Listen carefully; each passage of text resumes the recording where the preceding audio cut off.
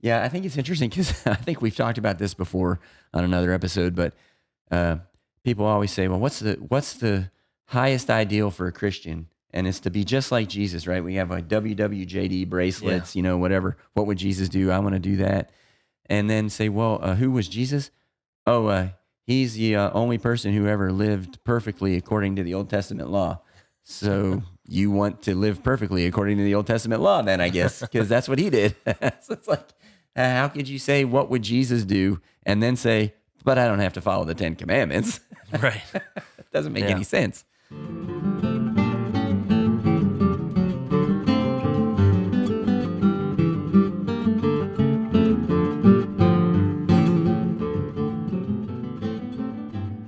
Welcome to Biblocus, where the Bible intersects with your life. I'm Timothy, And I'm Caleb. and you're listening to Bible Discussions, the forum where we explore biblical topics that are relevant to your lives.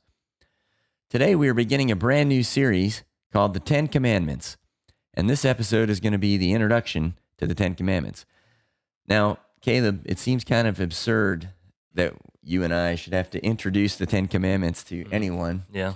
but based on the problems that we're having in our society, it kind of looks like nobody knows any of them. It feels that way. Yeah. I mean, you look at the things that are prevalent and then they're all the opposite, like, murder, adultery, theft, lying, coveting, all of the things that Hmm. seem to be going on and all of the problems. Yeah, and then some of the Yeah. social topics that people debate, like abortion Hmm. and divorce and that kind of stuff. Yeah. And it seems like none of these problems would be possible if everyone was following the commandments, No, yeah, or they'd be very minuscule. yeah, and the 10 Commandments. I mean, we're kind of like the law of the land just a generation or two ago. I know, like when I was a kid, this wasn't true for you, but like when I was a kid, there was one gas station in my town, and it was closed on Sunday. Hmm. And there was just sort of this. It was a shadow, an echo of the Sabbath, which Yeah. wasn't even Sunday, which we'll Right. talk about later. But um, so there was much more of a seriousness taken about me putting those things into practice in the past. Yeah, and you had, I mean, still have some in some places the Ten Commandments somewhere in each courthouse, in Yeah. each Hmm. school. Yeah. Yeah, and it's not. I mean, they're not written into the legal code of the United States, Hmm. but they were there as a reminder. This is what underpins all of that. Yeah. When you were saying that, it reminded me of something. When I interviewed for a campus ministry job at the University of Virginia one time in Charlottesville, they took us on a tour of the campus, Mhm. and they took us to there's a statue out in front of what was the original law school. And up on the front of the law school, in Greek, it says, and you shall know the truth, and the truth shall set you free. Mhm. And then out in front of it, there was a statue that they call Homer and his pupil, or something like that. Blind Homer and his pupil, or something like that. But um, the guide told us that when it was originally made by the guy who made the statue, it was called it was the Bible. It was a Bible character. I'm trying to remember now if it was um, the anointing of David. Yeah, it Mm. was. It was when the prophet anointed David to be king. They tried to spin that into Homer. Yeah, and so I thought it was interesting if that was true or not. That's what the Mm. guide told us. I was thinking, well, right up above his head while he was telling us all this, it said, "Then you shall know the truth, and the truth shall set you Yeah. free." And it's like we can't handle the truth, and we're Yeah. not going to face it, But Well, especially the older the school is, and especially in Europe, where you have like Oxford is 1,000 years old. mhm. Um, on all the old colleges, there are going to be Bible verses often in Latin and stuff inscribed over like the arch of each doorway, the entrance into Mhm. the buildings. And nobody even knows what they say anymore. Probably they're just going there, but Yeah. that's the foundation of the entire education system in the West. It was Christians, it was churches Yeah. who founded all of these things Now we can't even talk about Samuel and David. in order So. primarily to teach theology, which used to be called the Queen of the Sciences. Mhm. So, Yeah, yeah. You weren't considered educated if you didn't have a biblical education mhm. in ancient, or not in ancient times, but in past times. So now we always start uh, Bible discussions with the saying where we're going to discuss biblical topics that are relevant to your life. Hmm. And so now we're going to start talking about the 10 Commandments. And I think a lot of people are like, Yeah. oh, those aren't relevant to our lives. Right. Okay, They so were that's, given 3,000 years ago. yeah, and those those old rules they gave to a bunch of sheep herders Yeah. out in Israel in the desert. And I live on the other side of the ocean and, In and New have York a City cell or phone. something. Yeah. Yeah, but you're the historian, so let's try to show the relevancy here by going over some statistics, maybe from our own culture over the last, say, century or a few decades or whatever. Right. Well, you mentioned like businesses being closed on Sunday. Hmm. I mean, we don't really have statistics for that, but I think everyone can think about just their personal experience with that. You at noon on a Sunday, you just assume, well, oh, I need to, oregano so I can run to Walmart and pick some up or whatever. About the Yes, only yeah, places that are closed are Chick-fil-A and Hobby Lobby, yeah, because they're famously Christian companies that make a point of doing that, yeah. That's right. so their employees can all go to church. Your grandmother, your great grandmother, my grandmother, Mhm. Klingerman, she used to tell the story about how they had a big snowfall and all the kids were sledding and it was real exciting. But it was Sunday, it was after church, and they were Mhm. like, "Let's go sledding because there's snow." And she was like, "Oh well, we're not allowed to go out and play Hmm. on Sunday, you know." And they said, "No, let's do it anyway." So they all went sledding, and she did against her father's wishes. Hmm. She went sledding and she fell and got injured. Like she fell off the sled and got scraped up or bruised or whatever. Mhm. She had to go home and tell her father that she had gone sledding on the Sabbath, and he was like, all upset about it. Hmm. To tell her, well, look what happened to you. That's why it happened to you. Yeah. So Well, so like I said, Chick-fil-A well known for closing on Sunday so their employees can go to church. Now, whether or not they actually go is the question, no, yeah, because right. the first statistic we have on here is church attendance, Hmm. which is it's difficult to know sometimes how to measure. Like it says weekly, near weekly. You'll see weekly, biweekly, monthly.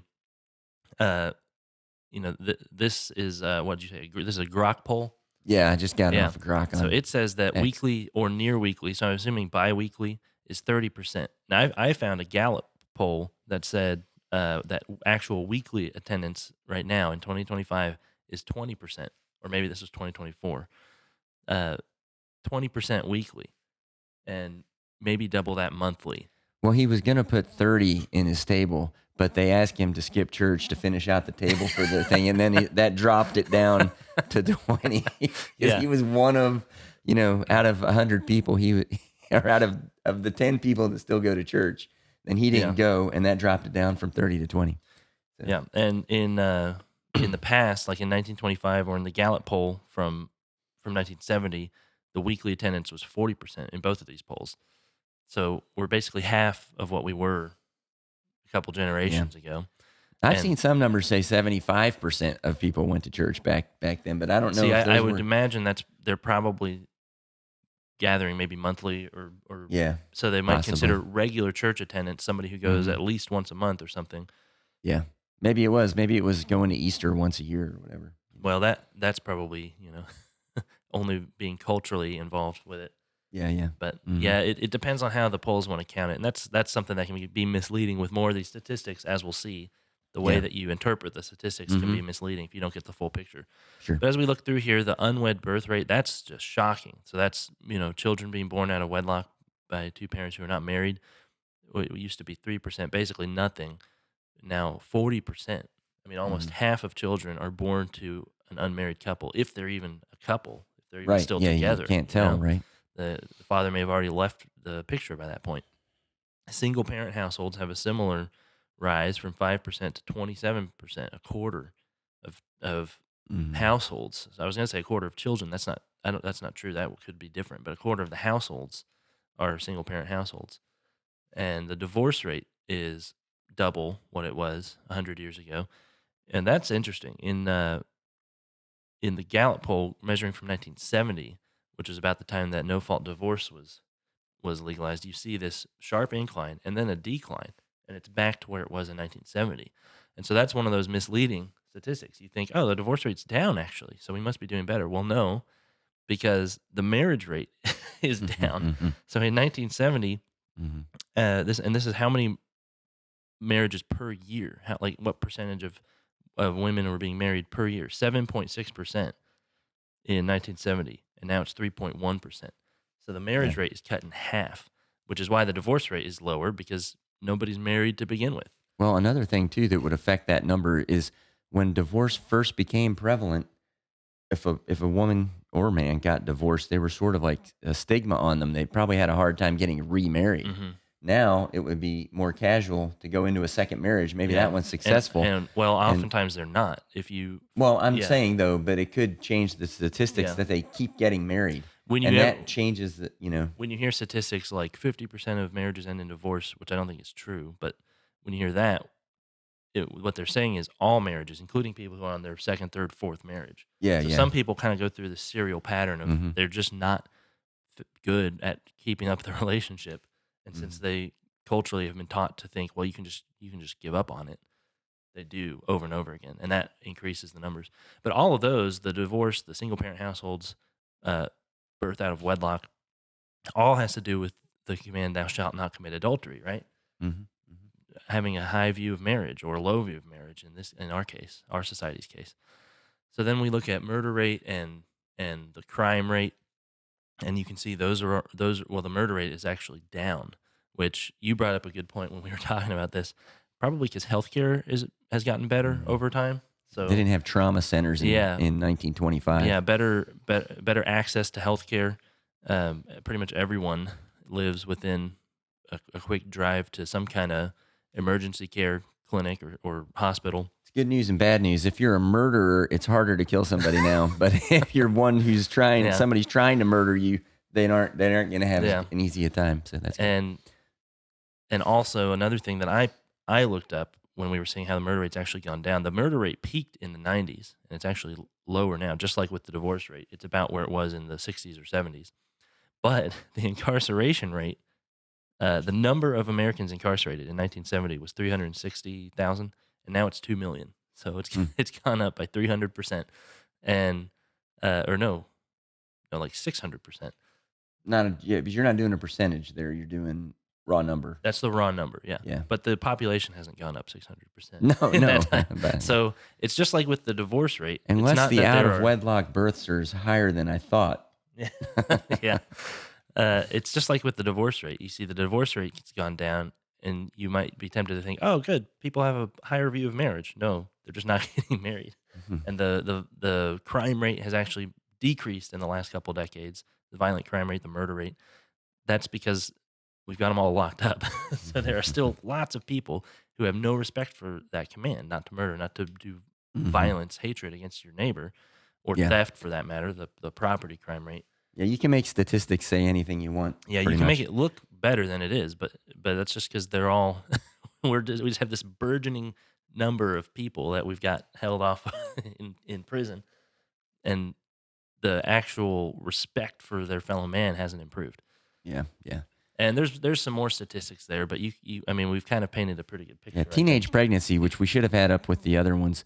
That one's kind of That's startlingly. probably tied Yeah. in, I think, with the unwed birth rate.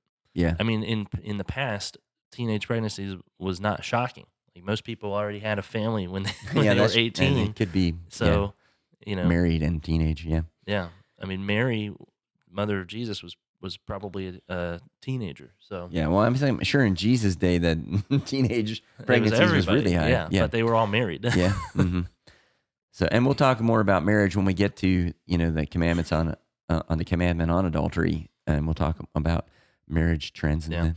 but hopefully this shows why it's relevant. If everyone had this moral standard of, well, don't murder people, don't steal from people, Hmm. don't commit adultery, then all of those numbers would be as low as they were in, or lower than 1925.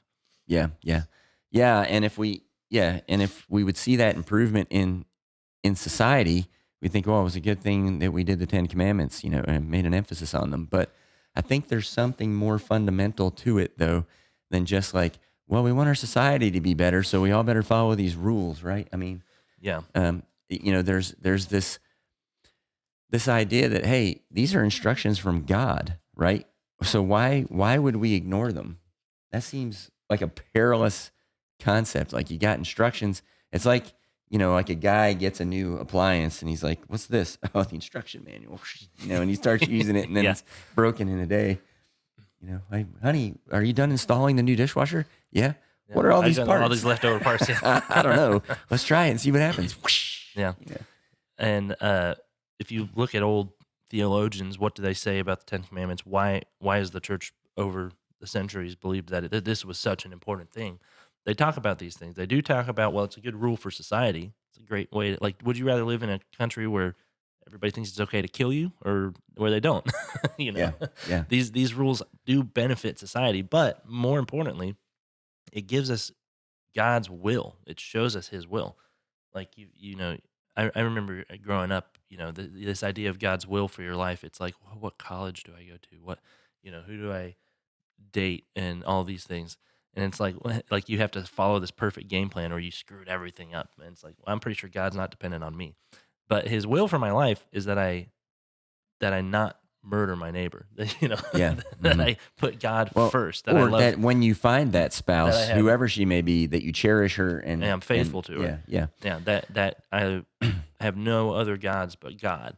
Yeah. Well, the thing you said, that is His will, and that's why this is such an important thing to study. yeah, I mean that you mentioned in passing there about the theologians and where would you rather live in a society with or without those? It's like if you had two islands, and you shipwrecked and you're floating towards them, but that one of them is a bunch of people that live by the Ten Commandments, and the other one's people who have no regard for the Ten Commandments. Like, which one would you rather end up drifting over to with your supplies that you have?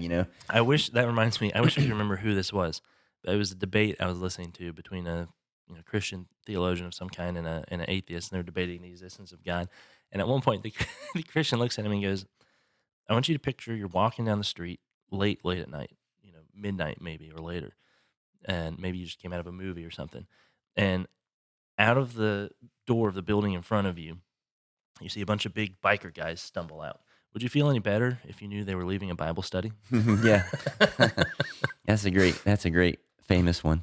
But I was thinking about those two islands though. It's like the Hunger Games or, Lord of the Flies or whatever. Yeah, I was thinking of Lord of the Flies. Because Lord of the Flies is on an island, but like the Hunger Games, when you get dropped in there, it's like there's this big pile of supplies, but it's like no rules. It's like you kill to get the stuff, Steal, whatever. Yeah. And, that's what it would be like to land on that island with no regard for people's personal property, for their life. You would be in great peril to show up there with new supplies. Yeah, that's why these are inscribed on the door or the hall of courthouses. Yeah. Because it's like, hey, this is a good rule for society.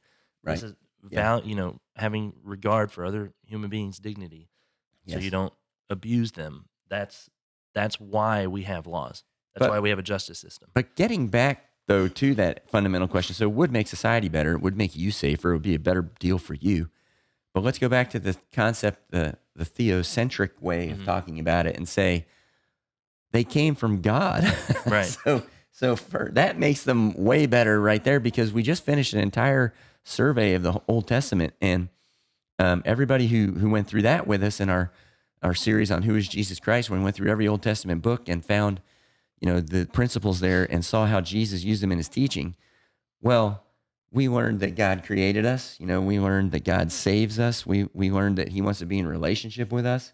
And we also learned that He gave us commandments, because in the minor prophets, they kept calling us back to them. But all of that, this stuff about God being our creator and savior and having our good at heart, is all built into the beginning of the Ten Commandments. That's right. It's a prerequisite for the Ten Commandments, is that God created us, saves us, and loves us. Yeah, and we touched on that specifically in our episode on Exodus. Yeah, we did. Yeah, episode 2, God of Salvation. So let's start, though, speaking of Exodus, let's start by reading the place where the Ten Commandments first appear in the biblical text, and that's in Exodus 20, verses 1 through 17. And God spoke all these words: "I am the Lord your God, who brought you out of Egypt, out of the land of slavery. You shall have no other gods before me.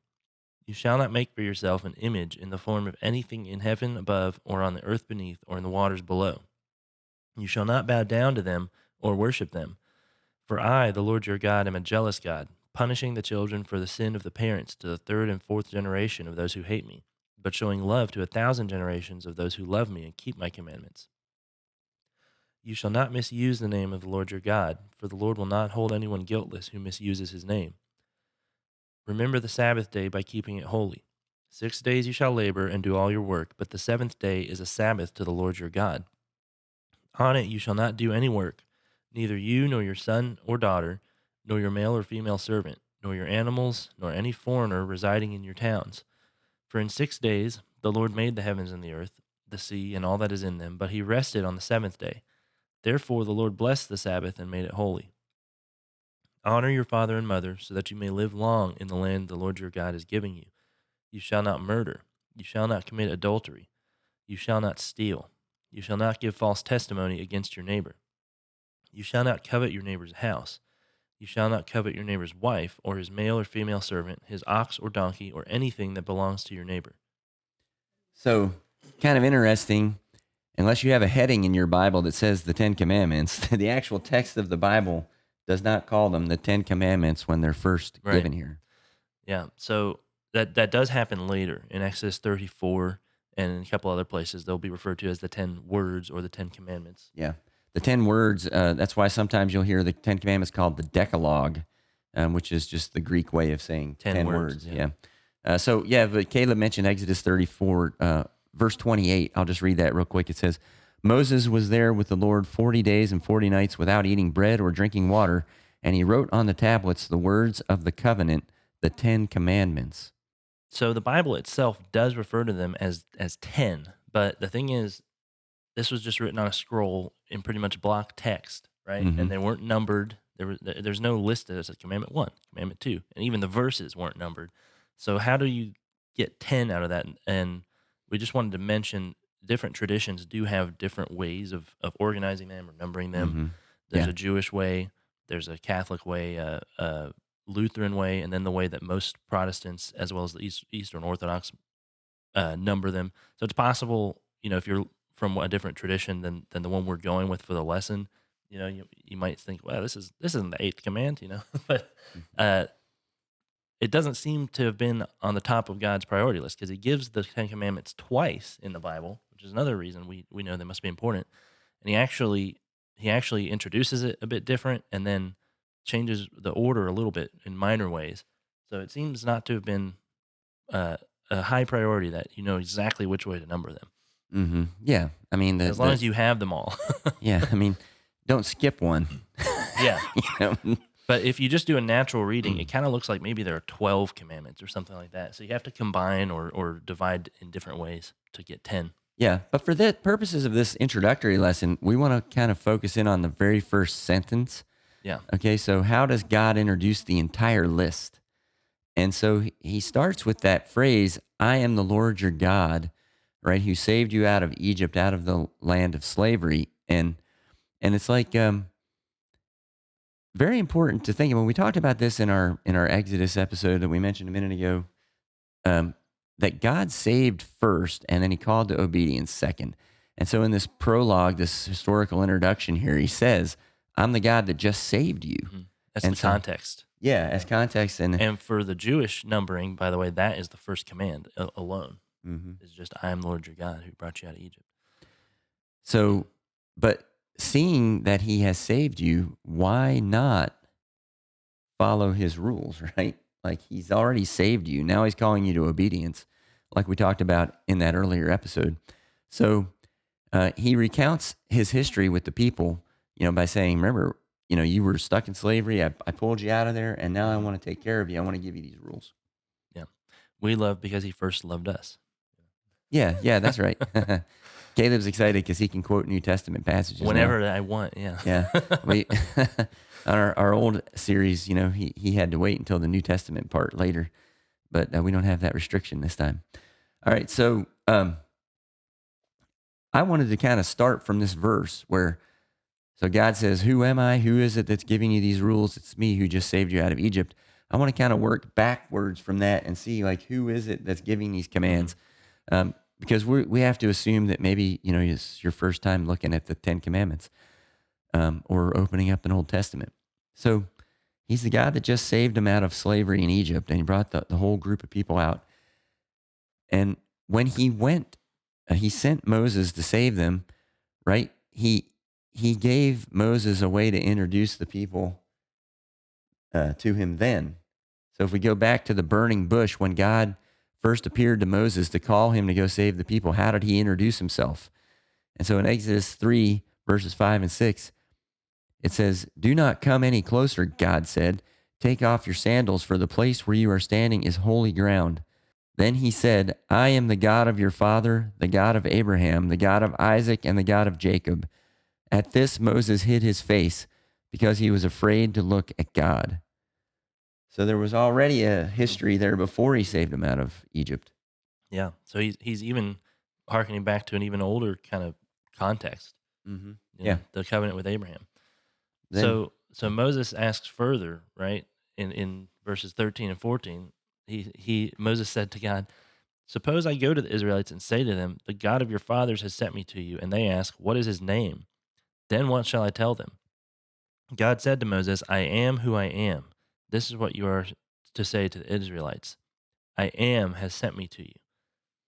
yeah, so this has been much discussed and much debated. Like, what is this I am? And is it the same as the name Yahweh? Yeah. And, what does it mean? Does it mean, you know, I am like I always have been and I always will be or whatever? Um, I don't know. I think the most eloquent way I've heard of talking about it is that God saying, I'm not just a being, I am being Hmm. itself, I am being. Yeah. I mean, all other things, which came first, the chicken or the egg? Well, the egg's there because the chicken laid it, and that chicken's there because it hatched from an egg. Well, Hmm. they're both there because God made all things. Yeah. Yeah. He's the prerequisite for all existence. Hmm. Yeah. Yeah. So interesting. So he's the God of Abraham, right? But who is the God of Abraham? So we go further back, like in the Genesis chapter 14, when Abraham's name was still Abram. And in Genesis 14, 18 through 20, it says, "Then Melchizedek, king of Salem, brought out bread and wine. He was priest of God Most High. And he blessed Abram, saying, 'Blessed be Abram by God Most High, creator of heaven and earth. And praise be to God Most High, who delivers your enemies into your hand.'" That's such a fascinating part of the Old Testament there. We don't get any more context from Melchizedek. No. He just shows up out of what will be Jerusalem, and he's the priest of God Most High. But God just called Abram. So he's already got a priest, you know? Yeah, yeah. So God's working through multiple people here, right? Yeah. But they both serve the God who's the creator God. Yeah. And so now we're given an even larger context. He was the God who saved them out of Egypt. And then he was the God of their forefathers, Abraham, Isaac, and Jacob. Mhm. And he's already been helping them and saving them through all kinds of exploits. And now you back up and he's the God of creation. So he's the one who created us all. Yeah. So And we'll read that really quick. Just, the whole creation story. no. Just Yeah. Genesis 1:26 through 30. Then God said, "Let us make mankind in our image, in our likeness, so that they may rule over the fish in the sea and the birds in the sky, over the livestock and all the wild animals, and over all the creatures that move along the ground." So God created mankind in his own image. In the image of God, he created them. Male and female, he created them.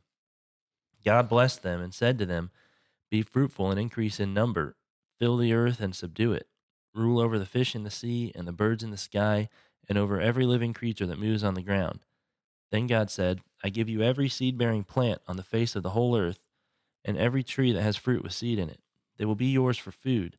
And to all the beasts of the earth, and all the birds in the sky, and all the creatures that move along the ground, everything that has the breath of life in it, I give every green plant for food." And it was so.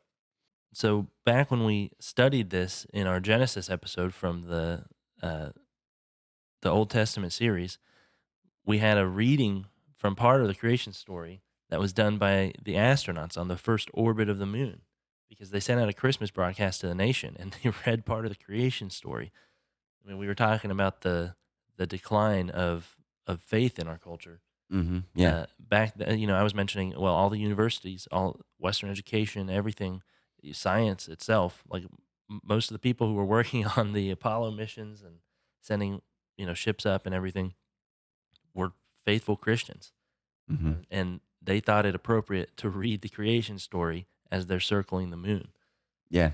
to the whole nation. Yeah. And here, where it talks about God creating us, it says that he created us in his image. And we just talked about how he is being itself. And somehow he cast himself into each one of us to make us a human being. Hmm. And we all experience some part of what it's like to be him. And we exhibit the characteristics he exhibits. Yeah. And we're supposed to do that in, the greatest, one way of worshiping is to return back to God, to be the best being you can be. He makes us the stewards of his creation. We're Yeah. to rule over Yeah. the creation.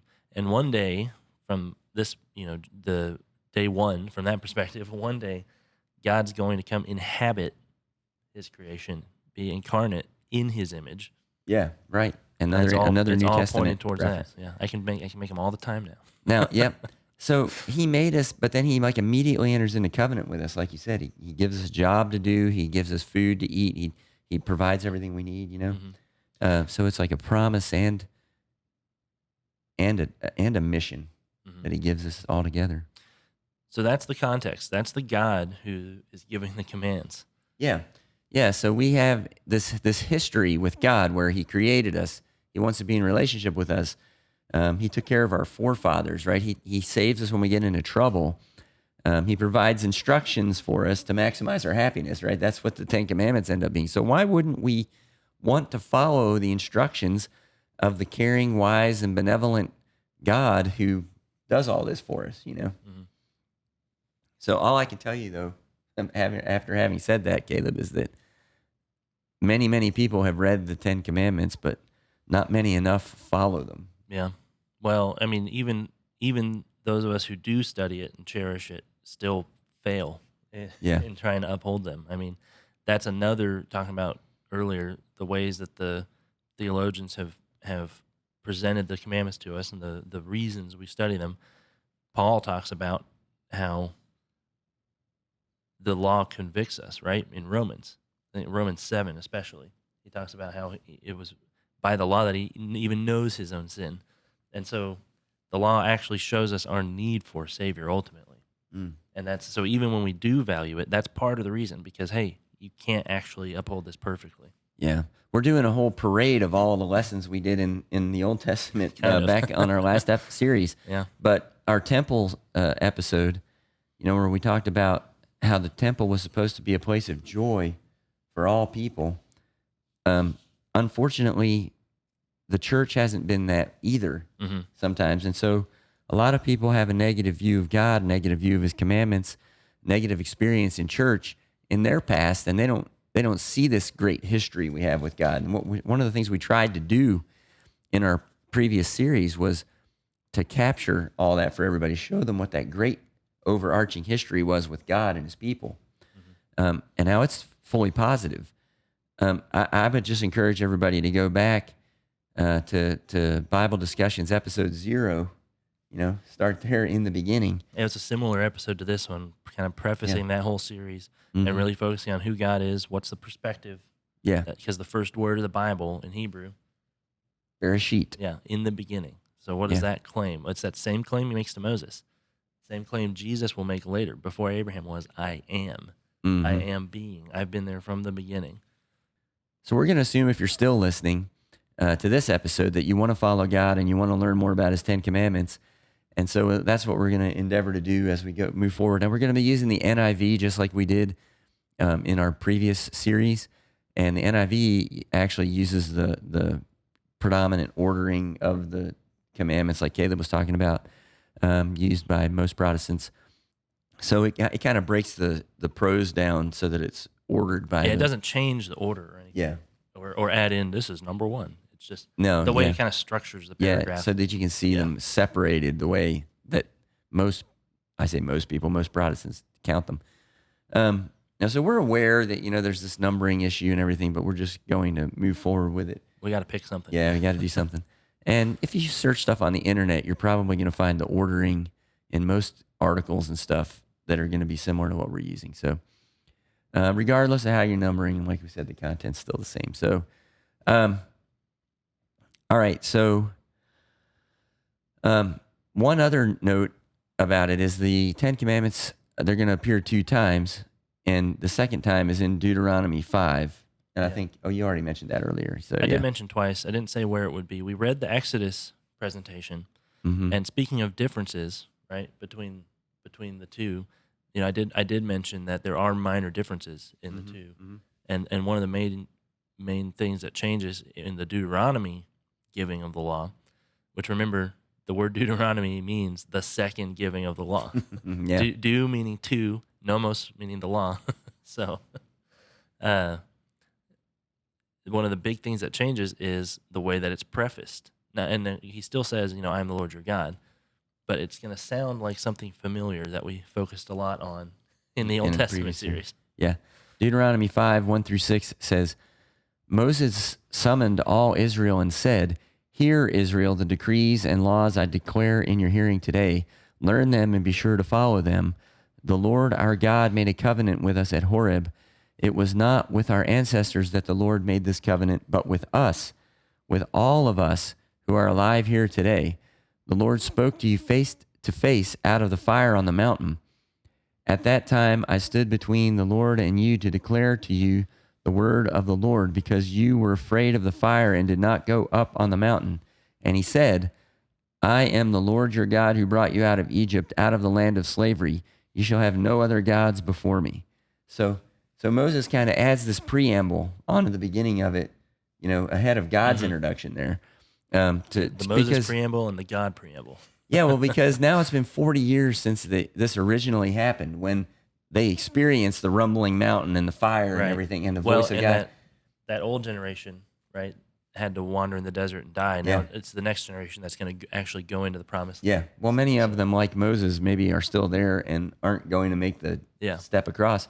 But what's interesting, though, is it made me think of another National Treasure reference, because we've had National Treasure was the first movie we ever referenced, and we've referenced it several times.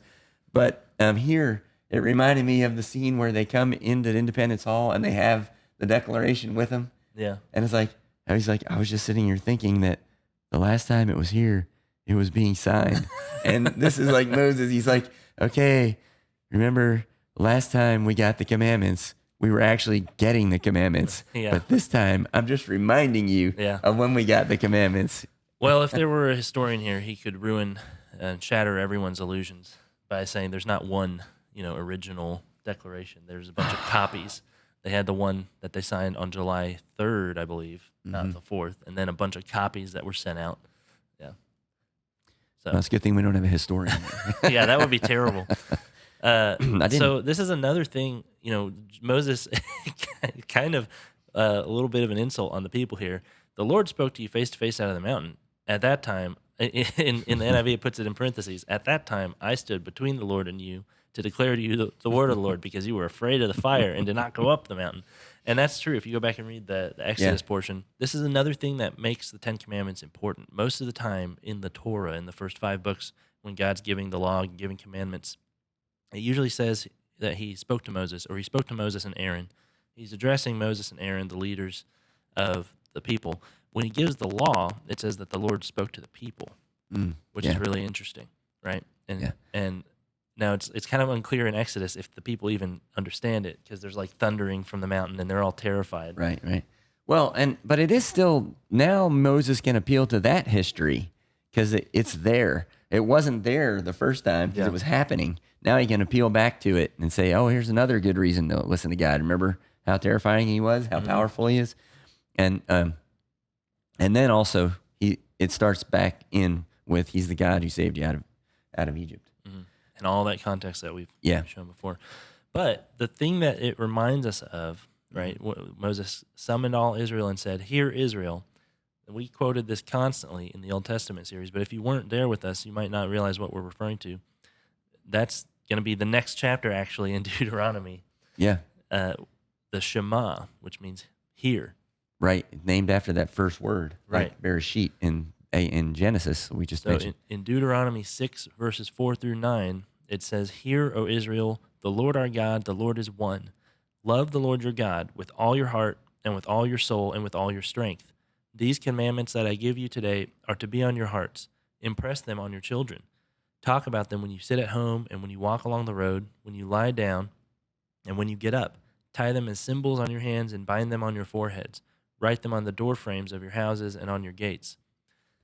So one reason we focus on the Shema so much, and we mention it in nearly every one of our podcasts, is that's what drives us to have these discussions. You know, I'm the dad, Gabe is my son, and we're trying to do a download between generations.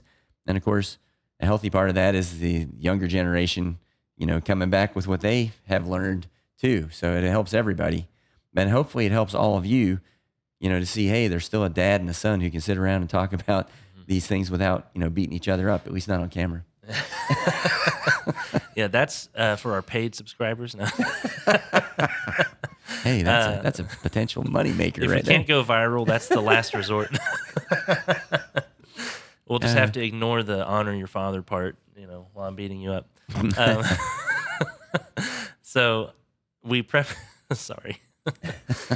So we began this episode talking about how much society has declined with the neglect of the commandments, right? And probably because parents are not teaching it to the next generation. Yeah, right? yeah. They've become more focused on making money or entertainment or something, and not on passing on the word of God to their children. Wow, that's a great Sabbath tie-in. Worried about making money. Like, I got to work all 7 days of the week. Yeah. Yeah. And I mean, you know, one thing that I think about when it says tie them as symbols on your hands and bind them on your foreheads, write them on the door frames of your houses and your gates. You know, the Hebrews did that literally. I mean, they'd walk around with these, like, you know, the phylactery boxes on their foreheads, and pieces of scroll like nailed to the door frame and stuff.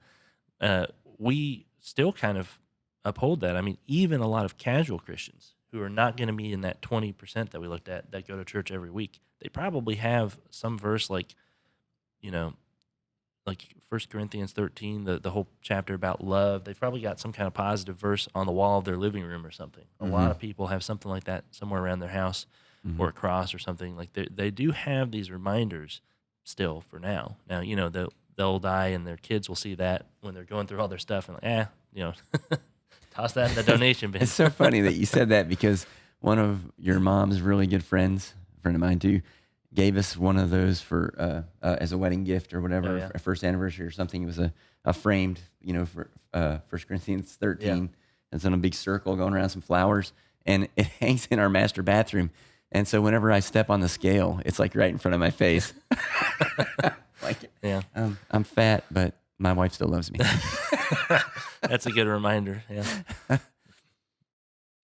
So that's the Shema, and we reference that constantly, especially, I mean, the Shema and the commandments in our Old Testament series when we went through the minor prophets at the end. Like they were all constantly reminding the people of this. And this tie-in here, so the giving of the law followed by the Shema in Deuteronomy 5 and 6 is really interesting. I picked up on a pattern. This has just happened to be my New Testament reading this morning. So in 2 Timothy 3, these are some of Paul's words to Timothy. The first 5 verses, Paul says, "But mark this, there will be terrible times in the last days. People will be lovers of themselves, lovers of money, boastful, proud, abusive, disobedient to their parents, ungrateful, unholy, without love, unforgiving, slanderous, without self-control, brutal, not lovers of the good, treacherous, rash, conceited, lovers of pleasure rather than lovers of God, having a form of godliness but denying its power, have nothing to do with such people." I mean, basically the list of the 10 anti-commandments. I think he had just read Lord of the Flies when he Yeah. wrote that.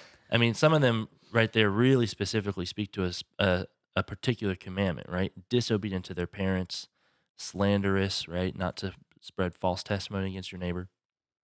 But then at the end of chapter 3, he follows it up with his encouragement for Timothy. "But as for you, continue in what you have learned and have become convinced of, because you know those from whom you learned it, and how from infancy you have known the Holy Scriptures, which are able to make you wise for salvation through faith in Christ Jesus. All scripture is God breathed and is useful for teaching, rebuking, correcting, and training in righteousness, so that the servant of God may be thoroughly equipped for every good work. It's the Shema. Yeah. From infancy, you have known the Holy Scriptures, right? Not because he was Jesus in the temple schooling the Pharisees, right? Yeah. He's not, please, mother, read from the scroll of Leviticus again, but because you know those from whom you learned it. And Paul mentions his mother and grandmother by name in the letters to Timothy, because they raised him well. They practiced the Shema and taught him. And then when he met Paul helped him see how Jesus is the center of it all. And then Timothy becomes this great servant of the early church. So it's the same exact pattern that we just saw, right? Where, hey, in the first few verses there, it's a reminder of the commandments, because everybody's going to be breaking these. They're going to be doing the opposite. But you continue in what you've learned through the Shema. You be faithful to the covenant. Yeah. Beautiful passage there. So we've been sitting here talking about how the commandments can be relevant still today, but there may be somebody out there going, "Hey, wait a second! I thought the New Testament came and all this Old Testament stuff went away, right? Like Jesus gave new teachings. We don't have to follow the 10 Commandments anymore, right? Because, Jesus also said this in Matthew 5, verses 17 through 20. Do not think that I have come to abolish the law or the prophets. I have not come to abolish them, but to fulfill them. For truly I tell you, until heaven and earth disappear, not the smallest letter, not the least stroke of a pen will by any means disappear from the law until everything is accomplished. Therefore, anyone who sets aside one of the least of these commands and teaches others accordingly will be called least in the kingdom of heaven. But whoever practices and teaches these commands will be called great in the kingdom of heaven. For I tell you that unless your righteousness surpasses that of the Pharisees and the teachers of the law, you will certainly not enter the kingdom of heaven. That's a warning. It sounds like Jesus thinks that the law is important, and the prophets. And we know what do the prophets call us back to? We've seen over and over again in the minor prophets. Back to the law. Back to the commandments, yeah. And so many of them, you can just read the commandments and the things they were saying. I mean, think about what Jesus says in what he says to John the Baptist, right? When he comes to be baptized. And John's like, what? I have to be baptized by you, and do you come to me? He says, this is fitting that we may fulfill all righteousness. I mean, Jesus came to live the law perfectly, since we can't do it, like we were talking about earlier. It shows us our need for someone who can, and then he comes in and does it. Yeah, I think it's interesting because I think we've talked about this before on another episode, but people always say, well, what's the highest ideal for a Christian? And it's to be just like Jesus, right? We have like WWJD bracelets, whatever. What would Jesus do? I want to do that. And then say, well, who was Jesus? Oh, he's the only person who ever lived perfectly according to the Old Testament law. So you want to live perfectly according to the Old Testament law then, I guess, because that's what he did. So it's like, how could you say, what would Jesus do? And then say, but I don't have to follow the 10 Commandments. Right. It doesn't make any sense. I mean, that's why, at least until recently, I suspect most of the people who are saying that probably are not in that weekly church attendance group, most likely. Yeah. That's why until recently, the church always cherished the 10 Commandments. Even kind of broader secular Western culture for a long time still thought it was appropriate to put on the courthouses. Yeah. Well, see, he even says at the end of this verse, well, unless you surpass, right, your righteousness surpasses that of the Pharisees and the teachers of the law, you're not going to enter the kingdom of heaven. And he's basically, those are the guys who are trying like crazy to live according to the law. Yeah. But they've got it all mixed up. They're legalistically trying to do it. Yeah. And but Jesus calls us to the spirit and the heart of the law. That's the real gospel message, is that Jesus lived it for us. So our righteousness comes from him. It's his righteousness. Yes. But we still need to do the WWJD thing, right? Yeah. Even though we realize that's what Paul tells Timothy at the end of the Mm-hmm. last reading, right? He says, because the scripture can equip a man for good works. Yeah, really cool. So what Caleb and I want to try to do, and what we're trying to do through Biblocus, is we want to be those guys in verse 9, where it says, whoever teaches, 19. yeah, I'm sorry, Yeah. verse 19, sorry. We want to do what's in verse 19, right? Where it says that whoever practices and teaches those commands will be called greatest in the kingdom. All right. Thank you, Biblocus. No, but seriously, we want to hold these up to you as something to live by. Even the Old Testament law, as we've seen through our previous study, is amazing and helpful for living your life. And so we saw all those teachings show up in Jesus' teachings. So there is no difference, really. Like we always said, there's nothing new in the New Testament, because Jesus was actually faithfully fulfilling the Old Testament. Yeah. And we saw, in our study of the minor prophets, how much they seem to come up in his teachings, almost explicitly, like just changing a few words. Yeah. And we would say, well, he's got to be thinking of Hosea. He's got to be thinking of Malachi or whoever. Yeah. Yeah. So the prophets, like we said, they always called us back to the 10 Commandments and all the law and to the covenant with God. All those things that Jesus still is a perfect model of. Mm-hmm. And so the commandments were also given to the Israelites to form the basis of a working community, because they just come out of slavery. So they had no leadership amongst themselves. They had been ruled by another people. They came out to freedom, but freedom with no rules is licentiousness, right? Yeah. And that's a bad scene. Well, that is Lord of the Flies, right? Yeah, that's the context. That's when Moses tells Pharaoh, "Let my people go, so that they may go into the wilderness and serve me and worship me." Yes. And usually we think about like those famous old gospel songs, like "Let my people go," and we just leave it at that.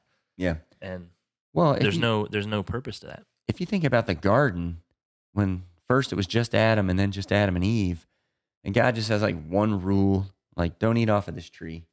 Like you don't have to worry about, don't steal from each other. It's like you're always together. Like everything's together. You're not killing each other down there. They were happy. But they did have one rule. It was pretty simple. They couldn't follow it. Yeah. But now he's got like hundreds of thousands of people living together, and he's like, I got to give them some rules. They got to be good for handling a large group of people here. They still can't follow them. Yeah. No, they still can follow them, but at least they were to preserve them. They were like, don't kill each other. Don't sleep with other people's wives and husbands. This kind of stuff, which are things you're going to run into in a large group of people like that. I mean, we've seen how bad the demographics are for our culture when we were going over those percentages. And so God's trying to help the demographic curve there. Like, the thing doesn't go into complete pandemonium, right? Like, here's some basic rules to follow. Pandemonium, by the way, just a fun little aside here. Pandemonium comes from Paradise Lost. John Milton's Paradise Lost, when Satan and the angels are thrown out of heaven. It's an epic poem. And they're all sitting around in hell holding council, and they determine, well, it's better to rule in hell than to serve in heaven. It's rebellion against God. That's what pandemonium is. And we usually use it just as a synonym for chaos. But like we saw back in our creation episode, we saw God makes everything according to its kind. He's the God of order. He takes the chaos and turns it into order. So rebellion against God is the same thing as chaos. Pandemonium. I'm sitting here putting the Greek words together. So it's like all demonium. So it's demons. All demons, yeah. So it's all, that's the all name the of demons their, rule. That's what they name their kingdom, Pandemonium. Oh, okay. Yeah. Okay. Well, that's the opposite of what we're trying to accomplish today. So that's a great choice of words. I didn't even know it. Okay. So we're going to do things a little differently. We used to have our New Testament and the Old Testament takeaways. And so we only have one takeaway, but we're doing the 10 Commandments, which are also the 10 words, the Decalogue. Yeah. So we're going to have our 10 words takeaway. It's not exactly 10 words like in number, but it's the 10 words takeaway, what we got from the 10 words this week. And so in our introduction, look at the 10 words. I've come up with this, which I'll share with you, is God created us, God loves us, God saves us, and therefore God instructs us. Because if the first three are true, right, then God has to give us instruction. If he loves us, he created us, and he saved us, Why would he just leave us with no instruction, with no guidance? Yeah, and with no plan. Like Yeah. you're talking about giving you Mhm. a mission, a meaning. Yeah. And if yeah, and because the converse is true. If Yeah. if he doesn't give us a plan, then he doesn't really love us, does Mhm. he?